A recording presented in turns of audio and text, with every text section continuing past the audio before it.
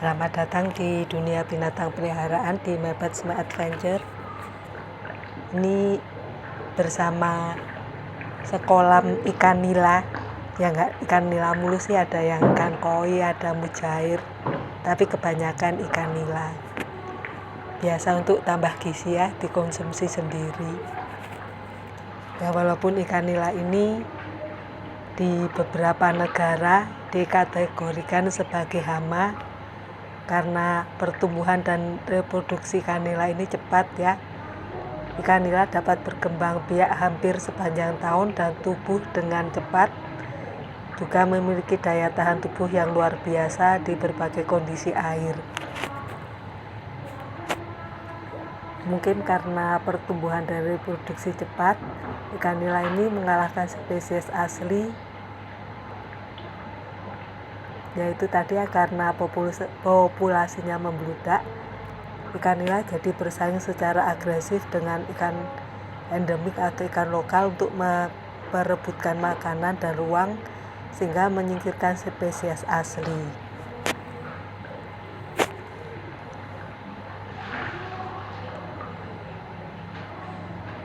Dan juga bisa merusak habitat karena kebiasaan ikan nila saat membuat sarang di dasar perairan dapat mengeruhkan air, memicu erosi, dan merusak vegetasi perairan.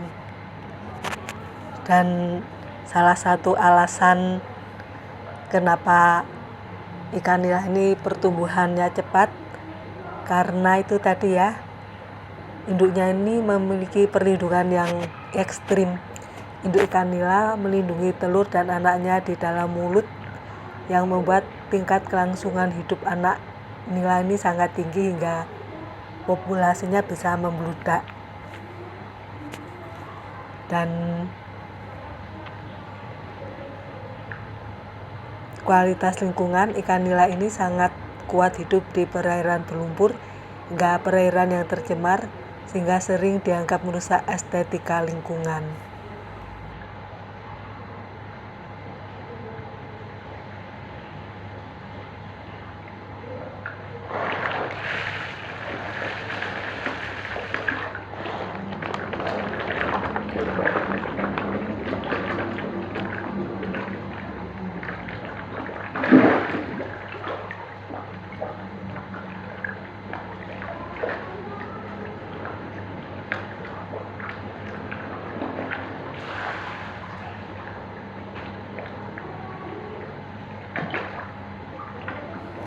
Tapi berbeda dengan negara-negara lainnya ya, di Indonesia ikan nila malah menjadi ikan primadona bagi peternak dan primadona juga bagi pecinta kuliner ya.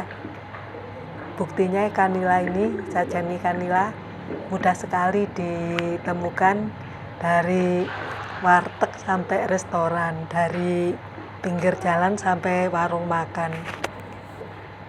Nah, alasannya kenapa ikan nila yang dianggap hama di negara lain malah menjadi lauk favorit masyarakat Indonesia, yaitu karena ikan nila ini mudah diolah dan disukai banyak orang ya.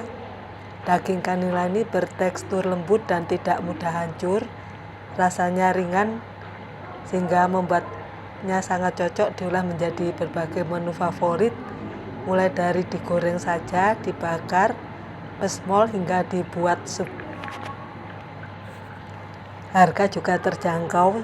Sebagai salah satu sumber protein hewani yang paling mudah ditemukan di pasar tradisional hingga supermarket, ikan nila menawarkan harga yang sangat ekonomis bagi semua kalangan. Juga kandungan gizi tinggi, kaya akan protein berkualitas tinggi dan asam lemak esensial seperti omega 3, namun rendah lemak dan kalori, hingga sangat baik untuk diet sehat dan pemenuhan nutrisi harian.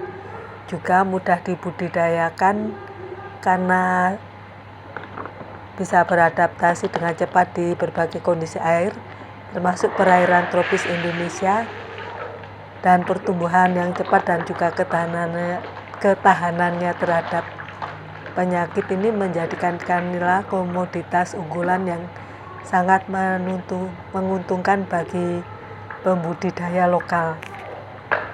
Jadi bagaimana tips supaya saat memelihara ikan nila ini menjadi sumber penghasilan ya, sumber gizi keluarga, bukan malah merusak lingkungan dan ikan endemik. Yang pertama, dengan menggunakan sistem budidaya tertutup, hindari membuat kolam langsung di aliran sungai terbuka, terapkan sistem resikulasi aquaculture dan bioflok yang meminimalkan pergantian air dan menyaring kotoran agar limbah tidak mencemari saluran air umum. Juga kelola saluran keluar air dengan memasang saringan ganda atau filter pada pintu masuk dan keluar air kolam. Hal ini bertujuan untuk mencegah burayak anakan ikan nila atau ikan dewasa lolos ke sungai yang dapat mendesak populasi ikan endemik setempat. Lakukan tebar padat terkontrol, jangan menebar benih terlalu padat. Kepadatan yang disarankan 15-30 ekor per are atau menyesuaikan kapasitas sistem seperti bioflok yang bisa mencapai 100 ekor per meter persegi. Kolam yang terlalu padat ini rentan memicu penurunan kualitas air. Juga berikan manajemen pemberian pakan yang tepat, beri pakan secukupnya, hindari overfeeding. Sisa pakan yang mengendap di dasar kolam akan menurunkan kualitas air dan memicu tubuhnya amonia beracun. Gunakan pelet dengan konversi pakan yang baik agar sisa metabolisme lebih ramah lingkungan. Lakukan pengendalian limbah organik secara berkala, bersihkan sisa kotoran ikan dan endapan lumpur dari dasar kolam. Endapan ini dapat diolah menjadi pupuk organik yang bermanfaat untuk tanaman, mengurangi pencemaran ke lingkungan sekitar. Dan juga hindari penggunaan bahan kimia berlebihan.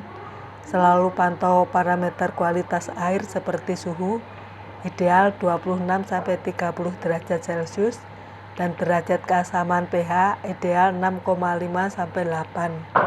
Jika air kolam memburuk, lakukan aerasi atau penambahan mikroorganisme pengurai alami daripada menggunakan obat kimia keras.